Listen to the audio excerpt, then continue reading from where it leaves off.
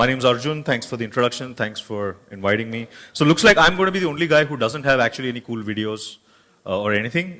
So what I really wanted to focus on today, that's me, was two things. So everybody knows, every time we get this slide from the US, where our sort of larger marketing team sits and they talk about the shift to mobile, I have to keep sending it back saying it's already happened, it's over, right? Maybe in other markets, there is still some shift, etc. happening, but it's here, it's over. It's all mobile, pretty much, and you can tell from the way I pronounce the word as well how many times we have to keep saying between mobile and mobile, and I'm still sort of confused between what exactly it is. But so it's over, right? The world is mobile now. And our estimates, while there are a lot of numbers in the market, 300 million, 400 million, 600 million, etc., if you look at the short-term, immediate opportunity, if you're a business that is looking to target people on smartphones that have some kind of meaningful access, the number is somewhere in the range of 200 to 25 million, depending on which telco you talk to or which report you read. Obviously, the larger market potential is massive, and we will see incredible, crazy amounts of growth happening on mobile over the next year, 2 years, 3 years, whatever the horizon is. But this is sort of our expectation of what the size of the market could be by sometime this year to the end of the year, right? Now that the shift has happened, I wanted to focus on two things and these are the two things that typically get asked to me and my team when we work with advertisers who use our platform for various things, right? One is, now that you are telling us that all our consumers are on mobile, what am I supposed to really do from a brand point of view? And I have specific questions around that. So I'm going to address a little bit of how we see that opportunity coming up. And secondly, I think the bigger challenge is, given that people are on mobile, they have some cross-device usage, they might use a laptop in the office, be checking something else on a different phone at one time, come home and open up their iPad, whatever the use cases might be. With this shift, the traditional ways of measuring digital, mobile, whatever it might be, have significantly moved. Actually, how they should be measured have significantly moved. Unfortunately, not everybody is still measuring or looking at outcomes the same way as they should be, given that the shift is happening. So I want to try and address these two things and hopefully leave you with maybe 2 or 3 ways in which to think about how you approach the mobile opportunity if you're thinking about brand and measurement. And hopefully that's something that you can apply immediately as you leave the room. I am, of course, a sales guy. So there might be a couple of references to cool stuff we've done on Facebook, but largely theoretically, these are applicable on all platforms. So I would encourage you to think about it across platforms, across web, mobile app, whatever, and try and go by the guiding principles of what we're talking about. Great. So these are the numbers that we're seeing. Overall, we have about 142 million people in India. Vani already spoke about the numbers, so I'm not going to spend too much time on this. But pretty much anybody who's on a mobile phone and has data access is on our platform or on WhatsApp. By the way, if there is a question and answer session after this, I'm not answering questions on WhatsApp because I know your questions and I don't have the answers, right? It's the #1 most asked question, actually, so I should have brought that up at the beginning, but right. So currently, it looks like a lot of confusion.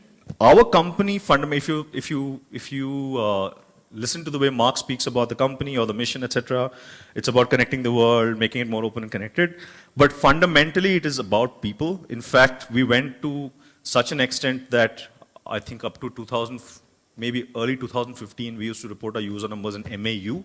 We now report MAP, right? Monthly active people, daily active people, and so on. Because we want to make sure that we are keeping that people focus all the time and obsessing about the people who are on our platform and not just calling them users, which is sort of anonymized, a statistic or an Excel file, right?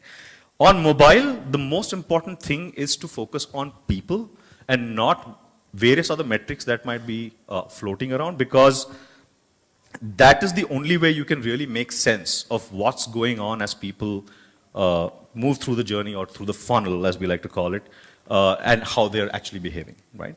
So it all starts with people, and usually what I tell everybody who asks me the question is, in your company, who really owns the customer, right? Who owns the customer? Who is primarily responsible for understanding what that customer is doing, what we need to do with that customer, and how does that really translate across the various functions in your organization, right? So think about real people, not about clicks or cookies or pixels or visitors and so on, and try to get as obsessive about how much you can understand about these people who are using your products and services so that you can better improve their lives through through whatever you do, or make whatever you're doing from a marketing point of view more effective, right? As you think, as you sort of try to approach that problem from a mobile point of view, I think there are three broad themes that ideally you should keep in mind, right? And I will address two of these today in the interest of time. Primarily about how people actually consume content on the screen, what is the mindset, how are they looking at it, what is the impact that it has. And secondly, and of course the role of creative in that. And secondly, when people are taking actions across multiple devices, how are you really going to make sense of all the metrics that flow towards you, right? Let's talk about discovery. Typically, if you look at the way the ads industry specifically has evolved over time, and online video is a good example, we've always been adapting earlier models of advertising to newer media, right? So if there is a radio show, the radio show will stop for some time, then some jingle will come, then the radio show continues, right? And I'm going to interrupt the user because I'm going to hook him with content and then try to run something before that. If there is video, online video playing, I want to try and use the first 5 or 10 seconds of attention to see if I can actually make them watch a video first, and then make them watch the content, which is very similar to the way TV operates when they try to push marketing messages through to users. Actually, I have a 4-year-old son, and obviously he's mobile first. He tries to swipe magazines and so on. One of the first things he started saying after he started watching video online was sip, right? And it took me like 3 days to understand what he means by sip. I understood he actually means skip, right? He wants me to push the skip button so that he can get to his CBBS or whatever kids video that he's watching. So one part of it was based on interruption, which was basically adapting a traditional model to newer models. The other was primarily for people who already knew what they wanted, right? So search, which is a fantastic sort of way to close the funnel down and target user intent very accurately, really addresses people who either know what they want or some amount of discovery or initiation into the product has already happened. However, if you see the way people spend time on mobile, most mobile consumption is native and feed-based, right? So you're scrolling, you're scrolling, you're scrolling. Chris Cox, our Chief Product Officer, likes to say that we are the thing that gets pulled down the most in the world, right? And that's not like a metaphorical point to all the sort of press that comes about it. But if you think about what you do with Facebook, you load it, and then you pull, right? And you pull, and you pull, and you pull, so that it keeps feeding your curiosity or whatever it is, the news stories that you want to see. When you have 1.6 billion people spending, significant amount of their time on mobile on our platform, and all pulling, that's a significant amount of hunger for content that's coming through. What is also interesting is that all the content is native, it's feed-based, it comes in a sequence. So in many ways, it is like TV, that there is a certain sequence to which things come in, and then there's stuff in between. However, the mentality here is very different from, okay, I really want to get to this piece of content, so stop interrupting me, or I already know what I want. It's about discovery, it's about that person who came to your website and looked at red shoes, but does not know that you also have yellow shoes, blue shoes, green shoes, whatever, right? Or any other permutation and combination you can think of that people might be taking action on, that you can actually reach out to them in a very native feed-based environment. This actually is a massive responsibility for brands who want to create a really relevant, meaningful message to people, because on Facebook or in any other platform like this, be it Twitter, be it Instagram or any other native mobile-based platform, you're literally competing with people's friends, right? So I have a baby announcement and a wedding, and in between there is this message, and you have 3 seconds of my attention. So on mobile, what we call it is the 3-second audition. If you cannot grab my attention within those 3 seconds, you're gone. It's over. Right? There's no more time to sort of tell a long 60-second story where the logo and the brand placement comes at the end and so on. You have 3 seconds, all your users are on mobile. How are you going to use those first 3 seconds to really grab the attention of the person and deliver the message, right? In terms of time spent, 85% of all time spent is in apps. I'm glad Rajan is not here, otherwise this might have been a slightly contentious slide, but I'm sure he was talking about 3 years from now.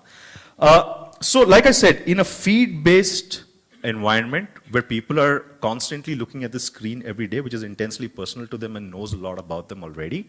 Discovery is the mindset, and that is a great opportunity at the scale that mobile is at today to really make sure that people can find out about what you really stand for.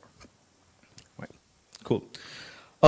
Which is why I think we are one of the few companies that is really in advertising, or actually not just digital advertising, that are obsessed with creative, right? I don't know how many of you use Facebook ads, but there is this whole 20% text rule. I don't know, have you guys heard about it? It's like the #1 complaint everybody has. What a stupid rule. Why is this 20% text and so on, right? But it comes from a point in time when we didn't want people to just fill up the newsfeed with all sorts of spammy stuff. We wanted to be meaningful. We wanted to be relevant. And the reason we call it thumb stopping is because you wanted to stop the movement of that person moving the feed up, right? You want to grab his attention and stop his thumb. Unfortunately, what I still see mobile usually is basically copycat behavior from what used to be on the web. And even on the web, it was really irritating. On mobile, it's terrible, right? So this is something from Twitter I saw. I wanted to read. This journalist posted a link. I wanted to click on the link. I clicked on the link. It was supposed to be India Today, but I saw this first, right? And if you notice, there is a little floating something on top of that thing, right? Over there. Okay. So I say, okay, close, skip. And even worse, I already have this app, right? So it's completely wasted. I skip through, the page opens, and then I have something on top of that. So I close that, and then for some reason, App Store opens up, right? Okay, I have this app as well, I remove that. I come back, and then there's like, I think, 1, 2, 3, 4, maybe more sort of stuff floating all over the screen, and I just can't get to what I really wanted to read. By the time it got here, I closed the window and left. But I also noticed that after all of this, there was like, I don't even know what this is. I'm not like a tech guy, but this thing downloaded on my phone, I'm assuming it's malicious because I didn't ask for it to be downloaded. So current distribution mechanisms ape the old web. If this is what you're trying to do to capture a consumer's attention, you're losing badly, right? Because maybe in the short term, you'll see some clicks, conversions, whatever happening, but overall, none of this is going to really add valuable users to the base that you're trying to build. What we also hear very often, specifically from CMOs, or people who have done a lot of brand marketing earlier, is that, chota screen hai. It doesn't, if possible, I would have spent all my money on cinema, shown all my beautiful TVCs in 70 mm, and that's when the real impact happens. On a small screen, how well can you really tell a story, right? Well, some of us on high-end phones might have bigger ones, but there are a lot of people with even smaller screen, right? The way we see it, that's probably not the best way to look at it. If you think about the way sharing, updates, what you post, etc., has changed over time, is very rapidly moved from text to visual, and it'll probably continue. I don't know how many of you have seen 360 video on Facebook, roamed it around, etc. So the evolution of what the screen can really do is crazy. Just because we are used to doing 60-seconder and seeing it on a 17-inch screen doesn't mean that the same logic has to hold. And we actually have data to back this up, right? We did some research with this company called SalesBrain back in the US, but it should be the same because basically human behavior. The perceived size of the phone is actually 3 times bigger than the phone itself, right? Because you hold it closer, you're more intimate, it's 1-to-1, you're not sitting on a sofa with something far away. So while we as marketers look at it, it might look small, but when we are actually consuming content, you're completely glued in, right? There isn't a lot of distraction happening, as might happen with bigger screens. Your attention span is higher, you are less distracted, your brain actually is able to process that stuff a lot more than is on TV. So this screen is a great opportunity to be able to tell your story in really great and meaningful ways, as long as you're able to win the 3-second audition, right? What we have also seen significantly on our platform is a shift to shorter format. We have a lot of people doing 5-second videos, 10-second videos, 6-second videos, right? Because, quick check, how many of you have noticed yourself watching videos on Facebook without sound? Exactly, right? But how many, and I'll show you something later, how many of those are 1-minuters, 10 minutes? Unless the first 3-second grabs you and you tap on it and make it full screen, you're not going to spend that much time. It's usually some cool BuzzFeed GIF thing that has subtitles. Those guys really figured it out, right? They know you're probably watching this on the metro or in some boring meeting under the table. You can't put in your headphones, but that video needs to work and grab your attention, right? So they'll use subtitles, they'll chop it down, they'll sequence it so that you see the first part once and then they can target you again and again and show it later. But atomization, winning the 3-second audition, and customizing the video specifically so that you're able to tell your story in an effective way is something that you should really focus on if you're looking at video on mobile. Specifically, this is what we found when we looked at all the video stuff that was happening on our platform. 59% did not have branding in the first 3 seconds. Right? Gone. It might be a really cool thing, but if they didn't know what it was, it's over. That's pretty much not going to work for you in any way. 56% of the videos were longer than 30 seconds because basically what people are doing is, oh, we spent crores on TV to make this thing. Abhi isko dal do. YouTube pe dal do, Facebook pe dal do, sab jagah dal do, wo chal jayega, right? But that logic is not going to work anymore in the way that content consumption is currently working. 60% of the ads did not make any sense with the sound off, right? And 41% did not match the personality of the brand. By the way, the paperboard examples, so beautiful. Like, I have never seen a brand that's so young just completely get what it stands for and execute so beautifully. I was just thinking about them when I was looking at these stats just before presenting as well. So, I'll skip this. It's just an example of what we're... So what we're doing with ad formats is basically trying to give you as much leverage as possible to win that 3-second audition. This is all the stuff around Instagram. Similarly, we're doing... This is really interesting. It has this 3D effect, but basically what they've done is just put a white border around the image. So it looks like the drink is coming out of the photo, but actually the image is much bigger, right? So interesting, cool stuff that people are doing. We have something called Canvas on mobile, which is completely immersive, full screen, native, etc. So we are really trying to help people win that 3-second audition, but ultimately from a production, from a creative, from a thought process of the brand point of view, you really have to apply your minds to trying to figure out how can I grab the attention of this guy in the first 3 seconds. We have some things that you can think about here. And because of the personalization, customization that's available on mobile, it's not just one size fits all, right? You can take the same film, cut it 10 ways, show one to the college student in Bombay who likes Shah Rukh Khan, show another to a housewife in Bhopal who probably, has a passion for music, whatever it might be. It is not just broadcast. Mobile allows you to be personalized at scale, and I would really encourage brands to take that opportunity up and use the platform for everything that's possible to really drive branding at scale. All right. The other thing I wanted to talk about was metrics, and this should be pretty straightforward actually, right? Most of the time, and you can substitute app for website, shop, whatever, but the basic fundamentals are the same. How do I drive more transactions? Where are my users going? What can I do in the product to make things better? These are the questions that we typically hear. But the moment we go into talking about performance, it comes down to this.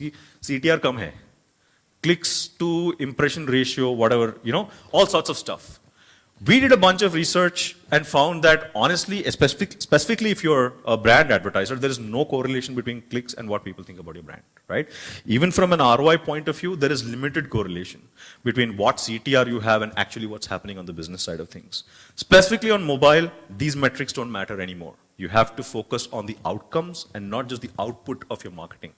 And digital by nature not only is one of the problems, one of the swords that we get cut by is the fact that everything is measurable. It is also the most jargonized thing, right? So there are 20,000 acronyms for everything: CPM, CTR, CPA, OCPC, etc., etc. You can spend a whole day just going over 5,000 metrics and arrive at some sort of an Excel formula that says, fantastic, everything is working great, my CTR is super. But in the mobile world, these need not necessarily actually matter, right?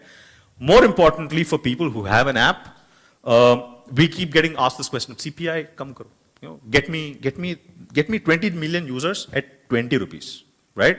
That's usually the mentality. The problem is if you throw peanuts, you will get monkeys, right? Most of the places where we have found people focusing only on CPI, trying to get the cost as low as possible, retention rates are terrible. 5-day retention, I think Rajan also mentioned this, he's at 6 weeks, 5-day retention down to 75-80%, right? Gone, users gone. So effectively your CPI is 8 or 10 times more than what you're actually paying, but hey, it looks nice on a spreadsheet or a PPT and I can show this many installs, so fantastic. What I would suggest is that you focus on the user, right? And this is just a tip, it can apply to any platform. What I suggest is that you tier your users, and I'll actually use a slide after this as an example. So for example, Ola, they realize that they have 3 places where people drop off, right? Somebody installs the app but never books or never registers. Somebody registers but doesn't book. Very clear 2 funnels. If they had only chased acquisition at scale, this problem of drop-off would never have been solved and the retention rates would have been terrible. However, They figured out that they need to address these funnels. It's not just about CPI. It might be about CAC or whatever the specific business metric is that you're looking at. Unless you address that specifically and are looking at those numbers and working it backwards, none of the marketing magic that you do is actually going to make any sense to your business, right? So from a user point of view, what I suggest is this. Find the top 1% of your users. Figure out what cohorts, et cetera, work for them. Have a price in mind for what you're willing to pay for more people like those people, right, in terms of what they bring to your business. Then find the next 2% or 3% or whatever, depending on the scale of the business, and build your own rate card, saying, okay, my top 1% of users, LTV is X, I'm willing to pay Y for it, right? Then the conversation completely changes from get me CPI at $20 to, okay, find me 1 million more people like my best customers and I'm willing to pay whatever that amount would be, and then the business fundamentals that you're actually looking at will start to shift. Last bit on measurement, there is better measurement, and there is easy measurement. Most people are somewhere towards this side of the spectrum. We'd love for it to be on this side of the spectrum. And we believe that lift, specifically looking across publishers, figuring out lift is one approach that we have seen working. There are multiple models that can actually help you solve, at least get to some kind of a realistic solution, though it is a very complicated problem. However, if you're on this box currently, I would encourage you to do whatever you can to move up towards the better side and reevaluate how you're actually looking at metrics, specifically on mobile, because it gets really complicated with all the cross-device stuff, right? And finally, from an organizational point of view, like I asked this question earlier, that who owns the customer in your organizations? Because personally, I meet people in marketing, I meet people in product, I often meet founders or co-founders, and everybody would probably have a perspective on who the customer should be, what we want out of the customer, etc. But are these people able to work across the organization by putting the customer at the core and figuring out what they need to really do from marketing and all the other levers that are available to drive business? That is what I would encourage you to think about from an organizational point of view for success as the shift continues to happen. So overall, I think one, put people at the core, focus on people and customers and what they're doing. Two, think about, completely rethink it. The banner is dead. 300 by 250, 728 by 90, etc., it's over. Right? Think about creative. It's going to be native. People are going to see it on a mobile phone first. You have 3 seconds to grab their attention if it's video, right? And it doesn't have to be video. There are plenty of brands that have built great association, recall, whatever the brand metrics they're looking at, even without video, with just photographs that are great, right? And finally, measure outcomes and not output, and focus on figuring out what the right measurement framework for your business should be based on the money that you're spending across channels. And that should make your overall process healthier, better, more sustainable, and something that you can keep going for some time. And finally, experiment a lot. Most large platforms, Google, Facebook, etc., keep tweaking, changing, launching new stuff all the time. It's very easy to get comfortable, but do try and figure out what the new products, solutions that are coming can do for you. Test, experiment, iterate, see what the sweet spot is for you, and then move on from there. Right, that's pretty much it from me, and I'm good on time as well. So thank you.